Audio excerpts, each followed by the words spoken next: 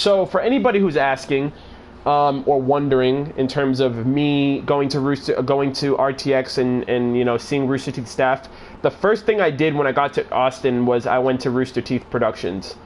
The first thing I did when I got to the airport, I got to the airport, I got picked up, like a 10-minute drive from the airport to Rooster Teeth, and we hung out, we had a great time. I met almost everybody from Rooster Teeth because some people were actually at the convention. They were setting up and stuff like that. I got to Austin 2 days before RTX. So I got there the Wednesday of. The first person that I saw when I walked into Rooster Teeth, like you walk in and there's the mural with all their faces on it for people who are at Rooster Teeth for about a year. And then it has like the kitchen area where they have their pantry and all their snacks and foods and tables. The first person that I saw there was Meg Turney. And I didn't really say hi to her because she's on a bunch of different things. She was at SourceFed, she's on The Know, she's on The Patch, and she has her own YouTube channel and stuff like that. So didn't really say hi to her. I like waved to her when I first came in. And then Cohen took me into the animation department, and it was there that I saw Gray. I like walked up to Gray, I was like, hi, how's it going? He's like, hey, you're here. Like, and the coolest thing was Cohen Wooten is the producer for RWBY. And he was the only one who knew that I was going. He's the one who contacted me and was like, hey, did anyone tell you can, you know, mention anything about you coming by? And I was like, no one said anything. And he was like, yeah, it's going to be a surprise for everybody. I want you to meet them, and I want them to meet you. So I saw Gray, I saw a bunch of the animators, compositors, modelers like Caesar, Kim, Millie, I saw Issa, Brian, Paco, who else? Rachel, I saw her. A bunch of people who are basically like the people who are behind a lot of the animation that goes on, you know, for Rooster Teeth, whether it be Camp, RVB, Ruby Chibi, and there are a lot of great people, and I hung out with a lot of them. Miles and Carrie weren't there when I got there. That's like the first thing I asked. I'm like, yo, where's Miles and Carrie? They were writing from home, so they were at home writing either for RVB or for Ruby or whatever, and I hung out there for 3 hours. Cohen gave me like a laser round kind of run of Studio 5, which is the animation department. And then we all went to Torchy's Tacos. Me, him. Oh, Melanie's another animator too. She's great, and she streams too.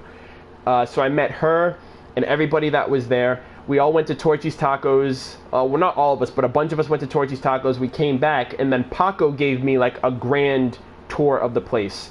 He introduced me to the pipeline of animation, like storyboarding, you know, background artwork, modeling, animating, compositing, and then the final cut. I had to sign an NDA when I got there, which means it's a non-disclosure agreement, which means anything that I see there, anything that I hear, anything that is told to me, cannot talk about it. So there are things, but I can tell you that there were things that I did see and hear there, and things that I asked that I can't talk about. That's just based on and built on the trust that Rooster Teeth has with me, and just the opportunity and privilege that I was able to go there, and that's something that I just can't break with them. It's almost as if like if you were to work at Rooster Teeth, that's the same thing. You couldn't talk to anybody, you couldn't publicly display, hey, this is what we're working on, before it's publicly released. So that was the experience.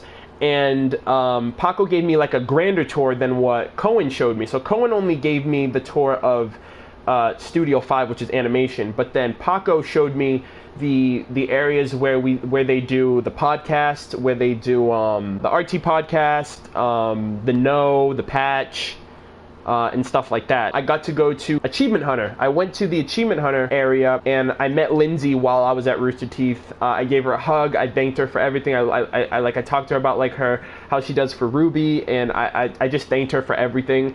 I shook hands with like Miles and Gavin, and I hugged Jeff, and I shook hands with Jack, and I saw Mika. And when I was there, they were just about to start streaming Death by Daylight. I think that's Dead by Daylight. I think that's the game. They were like a minute or two from streaming it, and it was 2 days before RTX. So if you had seen that stream, I was just there saying hi to them before they went live.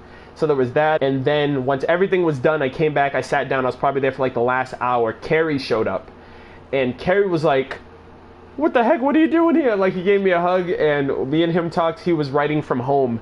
He was like, yeah, I was writing from home. I just came in. I was like, when's Miles coming in? He's like, Miles is writing from home. He'll be here soon. So I got to see Carrie. Me and him talked for a bit. And, like, I thanked him for everything. And, oh, man, I can't talk about it, but he showed me some stuff. But, and then after that, probably like the last half hour when I was there, Miles came in, and Miles he was like, dude, and he came up and he gave me a hug, and we were just both hugging, and like we were just so fucking stoked to meet each other finally. And me and him actually sat down and we talked. He was like, how's Austin so far? What have you done? How long have you been here? He just wanted to know everything of how I was doing it in Austin. And, you know, I told him everything. I was like, we went to Torchy's. I got a grand tour of the place. I was asking where you were. He was like, yeah, he was out.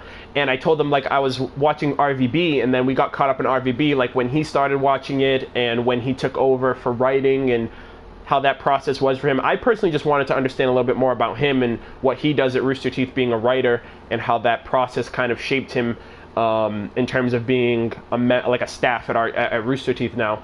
But it was so fucking surreal being there. And then, oh my god, and then Miles, like, he was like, yo, come over here, I'll show you something. He took me to Gus's office, and Gus and Miles played the Vive VR for like half an hour. Dude, it was like, I couldn't believe it. I couldn't believe that, you know, I've only known about Rooster Teeth for like the past, going on 4 years now. You know, and I got to I got to see Monty's office. Like, I personally asked. I was like, everyone was giving a tour. I was like, can you show me where Monty worked? Because I mean, Monty at the end of the day is the reason why all of this happened. Because of Ruby, I know about Rooster Teeth. Because of that, I know, like, people know about me, and because of that, I was able to go to RTX and go to Rooster Teeth, and everything just trickles back to him. And I got to see his office, and I actually got to sit in there for a minute and just taking everything. Like, I mean, I would have fucking died if he was still alive and, you know, still there. I would have just bawled my eyes out crying if I ever met him.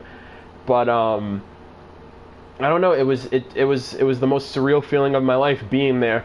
Like, and I felt so like, I was just so nervous to meet Gus. First off, he's tall as shit. He's fucking taller than he looks. Like, if you think whatever you think Gus's height is, add like another 1.5 feet. Like, that dude is tall as shit. But I met him, and I didn't want to like go up to him or anything, because it's like, it's Gus. I don't know if he's like, if he doesn't like people like just approaching him. So Miles kind of like broke the ice, and we played. I played VR for the first time, and I've been playing video games my whole life, but VR, I was so skeptical because I never played it. I was like, yeah, whatever. It's just a gimmick. It's just a fad. It's gonna come and go. And then I played it. We played an Aperture Science game. We played like a creative paint-like game. And then I played Space Droids. It's on the Vive. And you put the helmet on. You're given 2 triggers, and you're on this platform. And you're in space. You're on this platform.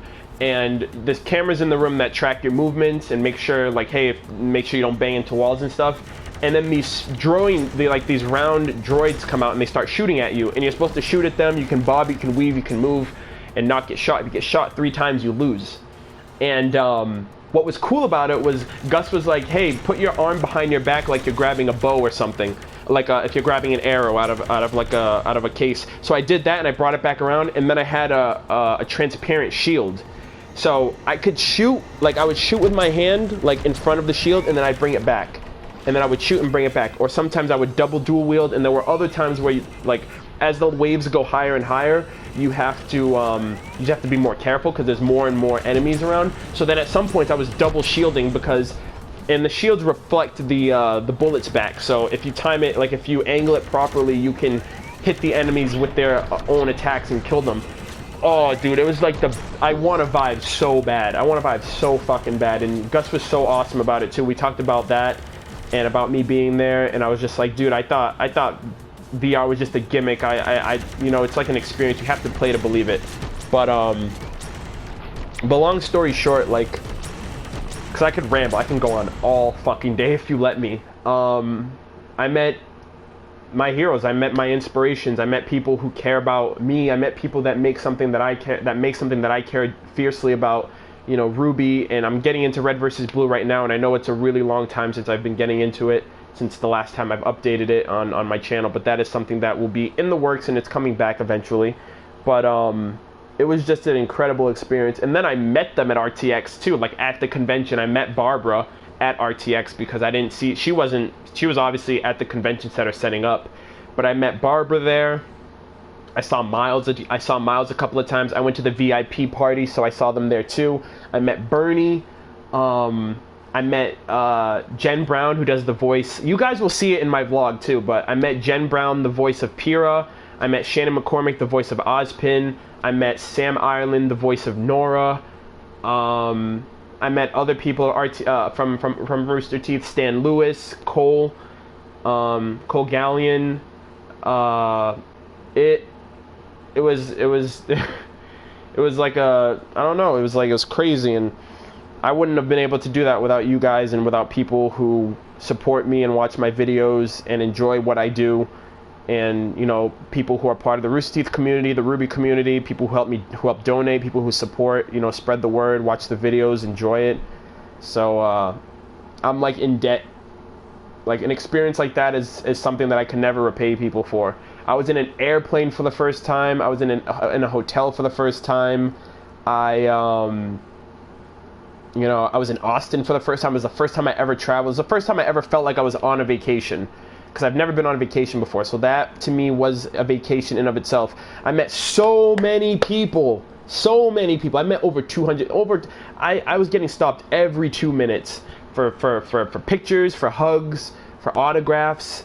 I hung out with a bunch of people. I made a bunch of new friends that I'm talking to online, maintaining friendships, looking forward to seeing next year. It was amazing. It was great. And I know I'm rambling. It's just because and I felt so sad when I had to leave. And I have 5 SD cards, 100 gigabytes filled with pictures and videos that I took of everyone. And every now and then, like as I'm going through those vlogs, that footage for my vlog, I'm just thinking, I can't believe this really happened. I can't believe I went to RTX. Unfortunately, I didn't get to meet Aaron or Kara. Aaron and Kara, out of the Ruby group, I didn't get to meet either one of them, unfortunately. But Kara follows me on Twitter, which is insane, and I didn't get to meet Aaron, which was unfortunate, because I would have loved to just see her and talk to her, but there's always next year. But yeah, I mean, it was incredible. I loved it, and I have everyone to thank, so thank you guys. You know, thank you guys who are here watching now. Thank you guys. I'm probably going to just highlight this whole story and put it on YouTube for everyone to be able to just understand and see how, and you know, just understand and have an understanding of what it was like to go to Rooster Teeth for the first time and meet everybody and do everything, because I never thought that would ever happen, you know. Never thought in a million fucking years, you know, someone like Monty would make me care about something like Ruby, to where it's like it's a part of me. It's hard to explain, and some of my friends don't even understand it. Like, what makes you love Ruby so much, or why do you care about the show so much? Why does it make you feel the way it does? And it's like, if you don't have a personal experience like that to something that I can relate it to, then it's impossible to explain. But that's what Ruby is to me. That's what it is. When I first watched it, and I felt a connection with it. And I don't know how to explain it, but it's just home to me. I just feel comfortable. I feel happy when I watch it. So yeah, like again, I'm rambling, but thank you guys so much for everything.